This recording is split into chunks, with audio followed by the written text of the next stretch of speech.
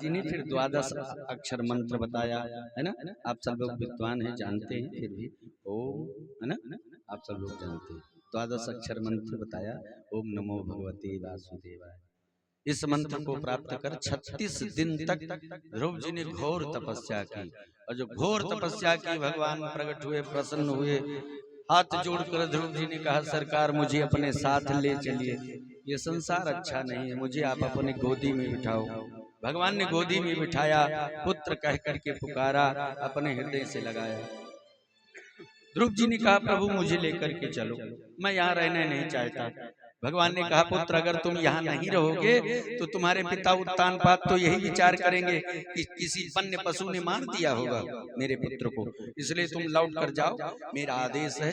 36 दिन तक तुमने तपस्या की है, 36,000 वर्ष मैं तुम्हें वरदान देता हूँ, तुम इस पृथ्वी पर शासन कर, फिर अपने लोक को, है ना, जैसे पिता का मैंने तुम्हें पुत्र कहा है, मेरा वैकुंठ लोक है, वैसे ही तुम्हारा ध्रुव लोक होगा, मैं तुम्हें वचन देता हूँ। ऐसा भगवान ने ध्रुव जी को आश्वासन दिया। ध्रुव जी हाथी और खूब माल खजाना, घोड़ा, सैनिक, हाथी खूब भगवान ने भेंट किए, कहा जाओ। और जिस समय ध्रुव जी मस्तक पर हाथी के बैठकर सिंहासन पर अपने नगरी की ओर चले, देखा महाराज उत्तानपाद, उत्तम और तमाम लोग सब, रानी इत्यादि सब मिलने के लिए आई, खूब स्वागत किया ध्रुव जी का।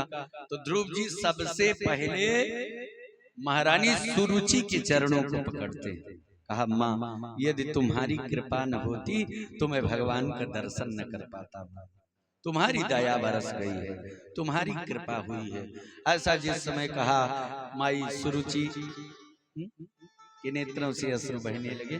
ध्रुव जी कहा ध्रुव जी से कि चलो राजा बनकर बैठ जाओ। ध्रुव जी ने कहा, नहीं, मेरे ज्येष्ठ भाई हैं उत्तम, उत्तम को राजा बनाया जाए। उत्तम को राजा बनाया। ध्रुव जी पुनः तपस्या के लिए गए। कुछ दिन बाद उत्तम को यक्षों ने मार डाला, और जिस समय यक्षों ने मार डाला, ध्रुव जी लौट करके आए, बड़ा क्रोध हुआ, यक्षराज कुबेर को बंदी बनाया।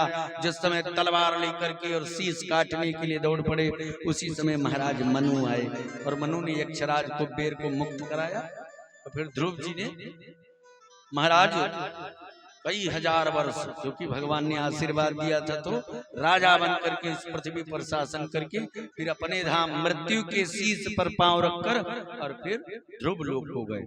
बोलो भगवान की। जिस समय ध्रुव लोक अपने लोक को ध्रुव जी गए, कहा तमाम भगवान की अलौकिक कथा, ऐसे ऐसे भक्त हुए जिन्होंने जीवन पर्यंत पाप किया। का एक अजामिल नाम का था,